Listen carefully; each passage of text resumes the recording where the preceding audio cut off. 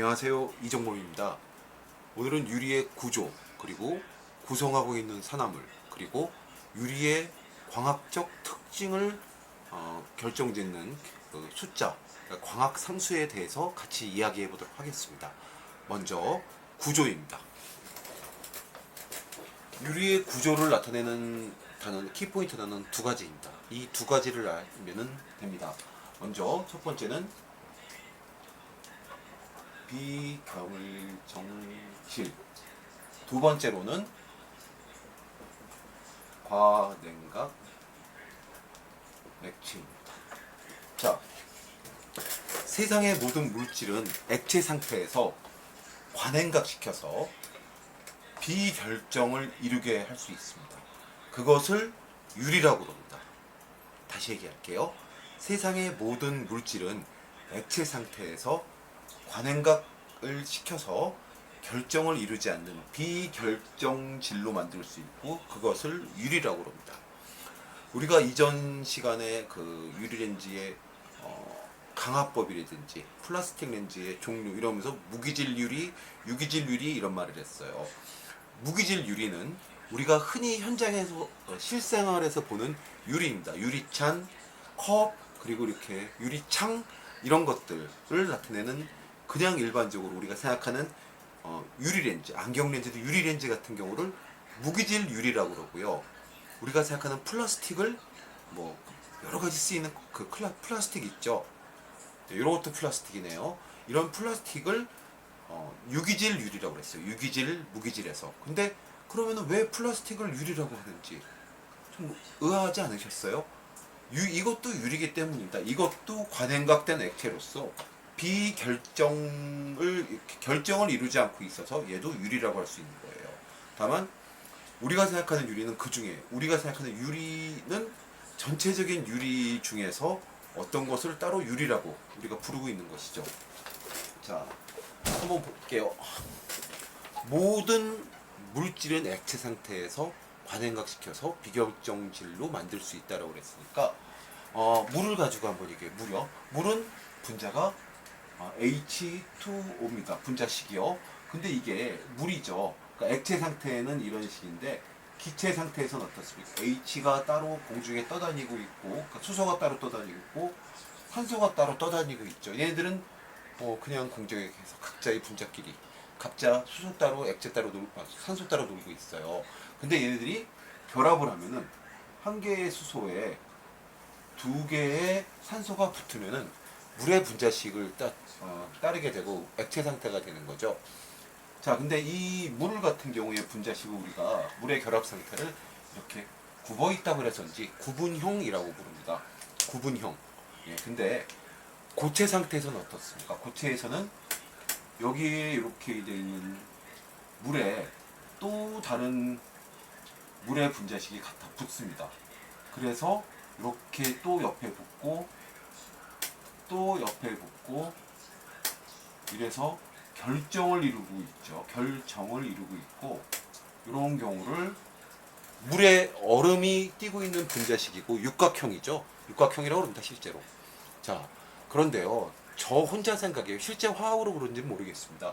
관행각이란 거에 과자가 지나칠 과자잖아요. 지나치게 많이 먹었을 때 과식이라고 그러죠. 네. 그런 지나칠 과자, 넘칠 과자예요. 그래서 이게 지나치게 추워서 빨리 얼려버린 거예요. 그래서 이런 물 분자들이 여기 가서 또 붙고 또 붙고 해야 되는데, 어떤 거는 붙은 것도 있겠지만은 여기에 떨어진 채로 이렇게 있는 것도 있고, 여기에도 또 이렇게도 이루고 있고 해서 결정을 이루지 못하고 막 이렇게 여기저기 엉겨 붙어서 결정을 이루지 못하고 붙어는 있는데 이 상태로 가지 못하고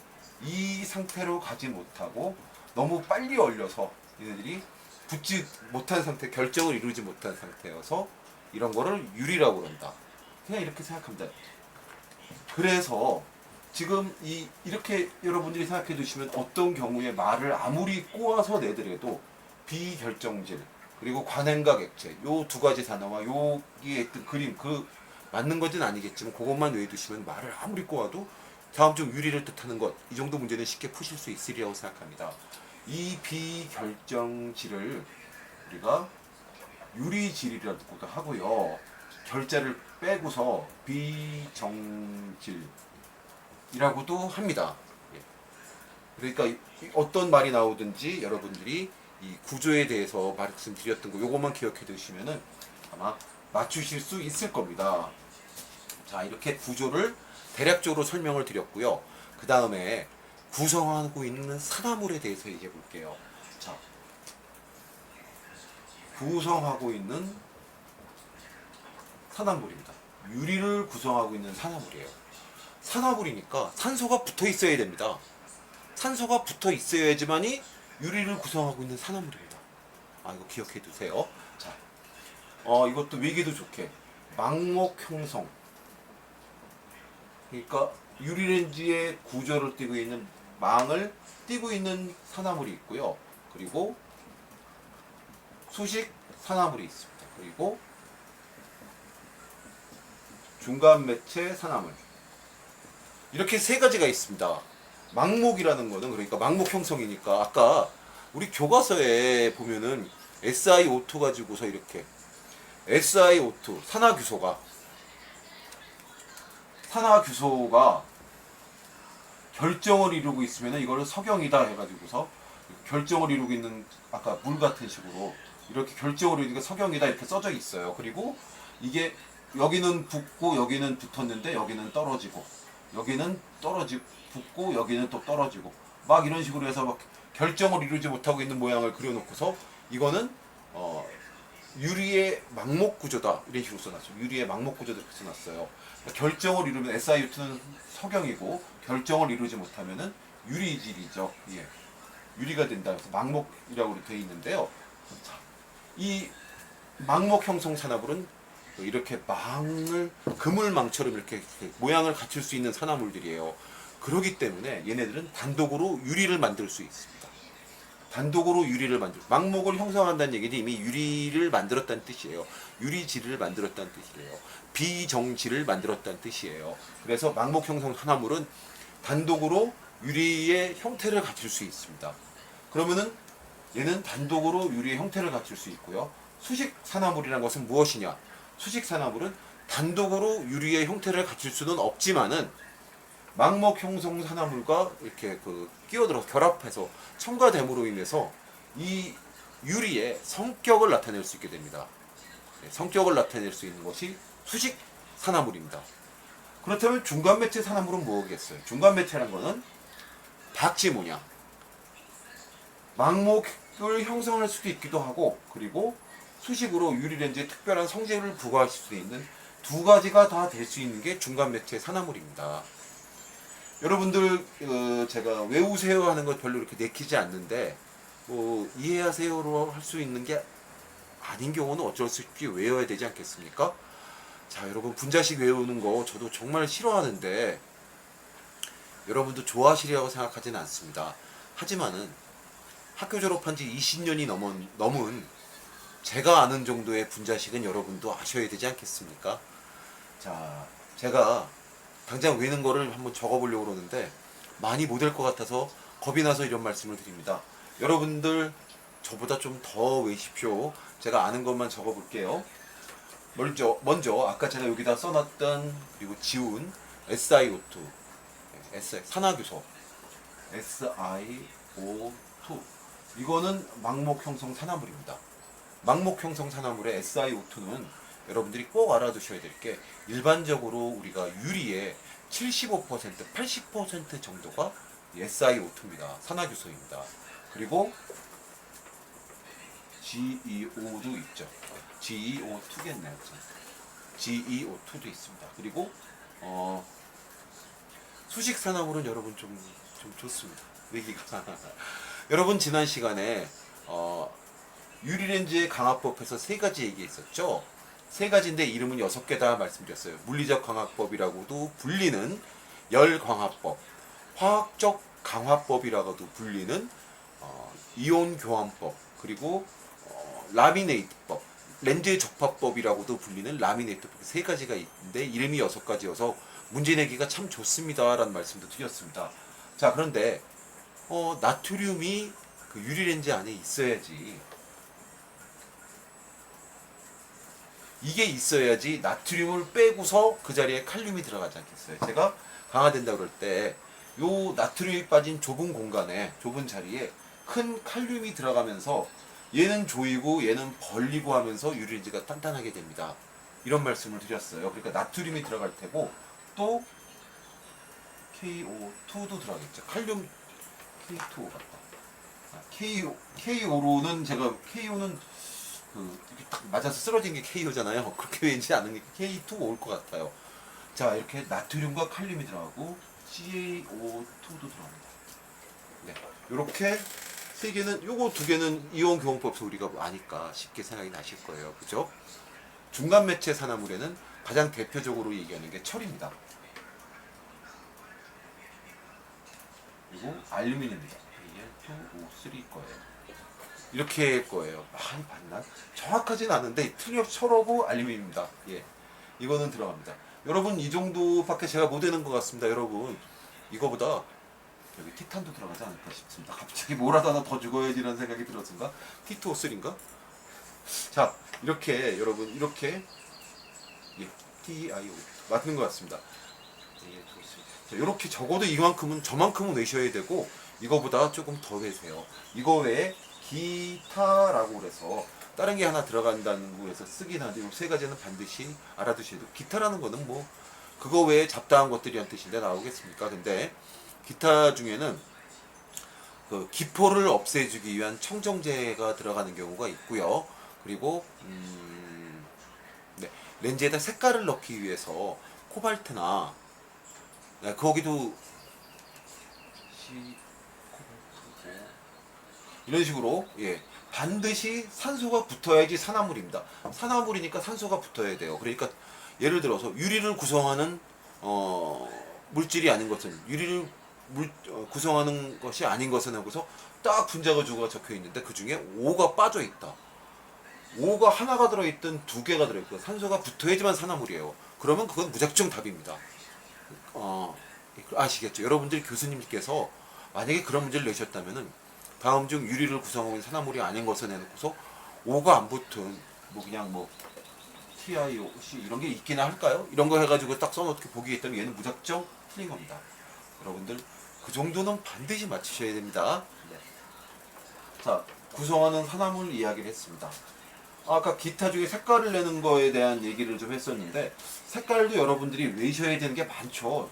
저도 뭐 생각지 않게 지금 그게 떠오르는데 여러분 색깔을 여러 가지 외셔야 되겠는데 아까 제가 코발트를 잠깐 얘기했었죠. 코발트는 파란색을 뗍니다. 파란색을 띄게 하기 위해서 유리에다가 그러니까 플라스틱 렌즈는 염료를 끓이고 거기다가 액을 코팅이 안 돼 있는 플라스틱 렌즈를 담궈 놓으면은 이렇게 분자 구조를 느슨하게 하고 그 안에 염료가 이렇게 들어가면서 침투하면서 색깔을 냅니다. 근데 유리 같은 경우는 우리가 생각하는 무기질 유리는 액에다가 담궈 놓는데 그 안으로 뭐 염료에 담궈 놓는데 그게 뭐 색깔이 들어가질 않아요. 그렇기 때문에 이렇게 만드는 과정에서 불순물을 집어넣어 색깔을 내는데 코발트를 집어넣으면 파란색입니다. 그리고 철을 집어넣으면은 철은 어떤 색, 뭐 얼마큼의 농도가 들어가느냐와에 따라서 여러 가지 색깔을 내는 경우가 있는데 여러 가지 색깔을 냅니다. 그렇게 그냥 알아두시죠. 그리고 니켈은 우리가 일반적으로 플라스틱 유리 렌즈를 검정색 쪽으로, 회색 쪽으로 착색할 때는 파란색에 담궈서 색깔을 낸 다음 농도를 조정하다 갈색에 내서 회색으로 내거든요. 그리고서 또 이게 더 좀 색깔이 조금 더 검게 다른 액에다 좀 많이 집어넣기도 합니다. 그러니까 색깔을 여러 가지를 집어넣을수록 검정색 쪽에 가까워지는 거죠. 그러면 근데 니켈은 회색을 나타내는데 니켈에다가 위에 써줬던 코발트와 철과 이런 것을 여러 가지를 넣어서 되게 회색을 냅니다. 니켈은 회색으로 하는데 사실은 여러 가지가 같이 들어가서 낸다 이렇게 알아두시면 되겠습니다. 여러분 이것도 제가 외는 거 요 정도보다는 더 많이 외셔야 됩니다. 지금 저도 생각하면 몇 가지 더 떠오를지도 몰라요. 지금 당장 떠오르는 게 저 정도고요. 여러분들 저보다 더 많이 하시는 게 당연합니다. 저만큼만 알아야지 생각하지 마세요. 자, 그 다음에 제가 오늘 세 가지 얘기한다고 그랬는데 유리의 구조에 대해서 이야기했고요. 유리를 구성하고 있는 산화물에 대해서 이야기했습니다. 마지막 하나는 광학상수, 유리렌즈의 광학적인 특징을 결정짓는 그 단위, 숫자에 대해서 이야기할 건데요. 첫 번째로 굴절률입니다. n으로 되게 표기하죠. 여러분이 이 n 정말 많이 보셨을 거예요. 가우스의 결산 공식에서 S'분의 N'은 S분의 N 플러스 F분의 N. 뭐, 예, F를, 요 부분을 초점, F가 초점거리잖아. 이거를 뭐, R2분의 1 마이너스 R은 이런 식으로 해서 쓰기도 하고, 또 뭐, 여러 가지로 쓰는 방법에서 뭐 거울 같으면 또 반대로 해서 내기도 하고 여러 가지 하는 그런 식에 나오는 n입니다. 예, 그 굴절률이요. 굴절률 얘기를 해보려고 합니다. 제가 굴절률 얘기를 전에 다른 시간에 한번 했어요. 이 전 시간이었나 전전 시간이었나 했었습니다. 굴절률은 아주 뭐 쉽게 얘기를 해보겠습니다. 여기 안경학 개론 시간은 아닌데 자동차가 가고 있습니다. 자동차가 가고 있는데 여기 물 웅덩이가 있어요. 그래서 이쪽 바퀴는 그냥 아스팔트 위를 지날 거고 여기는 물 웅덩이를 지날 겁니다. 그럼 어떻게 됩니까? 이쪽은 속도가 빠르고 이쪽은 속도가 저항을 받아 느려져서 핸들이 이렇게 돌아가려고 합니다. 운전을 하시는 분들 꽉 잡아야 되는 거 알고 계실 거예요. 아니면 돌아갑니다. 이런 식으로 해서 굴절률의 차이가 안경 렌즈가 이렇게 있다면은 두꺼운 쪽은 천천히 가고 이쪽은 빨리 가서 이렇게 빛이 모입니다. 이런 게 꼭 굴절률 같은 개념입니다. 이 웅덩이의 굴절률과 아무것도 없는 아스팔트 위를 달리는 게 굴절률이 다르듯이 한 방향으로 휘는 경우가 굴절률, 그러니까 빛을 모으거나 수렴하거나 발산시키는 굴절률의 마법으로 인해서 그렇습니다. 자, 여러분, 빛의 속도는 공기 중에서 대개 2.98 곱하기 10의 8승 미터/세크라고 하는데 우리 3으로 그냥 계산하시죠. 자, 빛의 속도가 공기 중에서 혹은 진공 중에서의 빛의 속도는 10의 8승 미터/세크입니다. 근데 어떤 매질이 있어요. 근데 이 매질 내에서 빛의 속도가 이 매질이 밀도가 매우 심하게 빡빡해서 속도가 줍니다. 어떻게 줍니까? 이렇게 줄었습니다. 그렇다면 이 매질의 굴절률은 몇일까요? 이렇게 분모로 매질 내에서의 빛의 속도, 분자로 공기 중에서의 빛의 속도를 넣으면은 이 매질의 굴절률이 나옵니다. 그래서 2입니다. 네, 2입니다. 2면은 상당히 높죠. 예, 상당히 높은 거 사실 좀 흔하지 않은 존재일 텐데 이런 식으로 굴절률을 표기합니다. 그러니까 매질 내에서의 빛의 속도분의 공기 중에서의 빛의 속도. 그렇기 때문에 0.01 정도 차이가 상당히 차이가 나는 겁니다. 빛의 진행 속도가 3 곱하기 10의 8승 미터/세크인데 어마어마한 속도인데 그것을 가지고 따지는 숫자이기 때문에 0.01도 상당한 차이가 난다 말씀드렸어요. 그래서 우리가 일반적으로 중굴절의 굴절률, 중간 굴절률 1.56 그리고서 고굴절을 1.60 정도 이렇게 얘기하는데 이게 사실 수치상으로 0.04밖에 차이 안 나지만은 상당한 두께의 차이를 나타내는 굴절률이다. 굴절률이 높을수록 렌즈를 얇게 만들 수 있죠. 네. 자, 굴절률을 얘기했고요. 그다음에 아배수를 얘기해 보겠습니다. 아배수도 지난 시간에 유리렌즈의 특징 얘기하면서 저기 플라스틱 렌즈의 세 가지 종류, 폴리카보네이트, CR39, 아크릴 순서는 좀 바뀌었지만은 여러분 거기에 대해서 얘기해서 아배수도 이야기했습니다. 그때 CR39의 아배수는 57.8, 그러니까 58제에 달하고 폴리카보네이트는 29.9밖에 안 된다라는 말씀을 드려서 거의 2배 차이 납니다 얘기도 했었어요. 기억하시죠? 이것은 광학자, 독일의 광학자였던 어른스트 아벤가요? 그분을 기념하기 위해서 분산능을 역수를 취해서 한 것이다 했어요. 그래서 분산능은 원래 숫자가 적을수록 분산능이 이렇게 색깔이 벌어지는 정도라고 생각을 하시면 될 것 같은데요. 이 색깔이 벌어지는 정도가 좁을수록 색채가 갖고 되게 좋은 렌즈인데 이게 분산능의 역수기 때문에 아배수는 클수록 좋습니다. 그랬고 우리가 현장에서 되게 아배수를 씁니다. 분산능을 쓰지 않고. 그래서 이거는 식으로 따지면은 ND-1 원래는 NS-1 빼기 NC-1인데 이게 플러스 이게 마이너스 기호니까 마이너스 플러스로 바뀌어서 결국 식은 ND분의 1 NF 마이너스 NC 이렇게 됩니다 라고 말씀을 드렸습니다. 예, 틀림없이 드렸습니다. 여러분 이게 분산능입니다. 분산능이고요. 숫자가 클수록 좋습니다. 그래서 CR39의 분산능은 58에 달하고 폴리카보네이트의 분산능은 29.9다. 아크릴은 한 57 정도 되죠. 걔도 아크릴도 좋아요. 예, 아크릴도 가공이 어렵다는 거, 그리고 복굴절을 일으킬 수 있다는 거, 이런 것을 제한한다면 나쁜 재질은 아닙니다. 양산성이 좋다는 장점도 있고요. 이 얘기까지 하네요. 그 다음에 광학 상소에 대해서 얘기하면서 투과율 한번 얘기해 보겠습니다. 투과율을 우리가 흔히 투과율이라고 하지만은 실제로 눈이 느끼는 투과율이라고 해서 시감 투과율을 합니다. 시감 투과율. 여러분 시감 투과율에 대해서도 전에 한번 얘기를 했습니다. 이 전전에 플라스틱 렌즈의 종류에서 별 얘기 다 했었군요. 제가 시감 투과율 그때 얘기했었습니다. 투과율이 CR39 같은 경우에 89에서 91, 92까지도 나오는데 이거를 멀티 코팅을 통해서 98% 정도까지 끌어올립니다.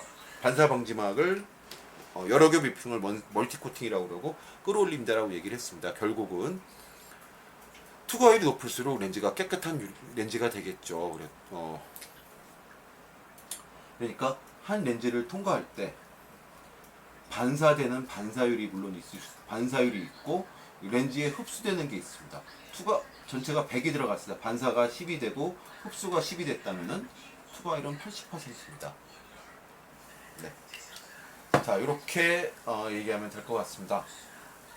자, 이제 유리에 대해서는 아마 특수 렌즈에 대한 이야기 정도 하면은 어느 정도 유리에 대한 이야기를 다 한 것이 되지 않을까 싶습니다.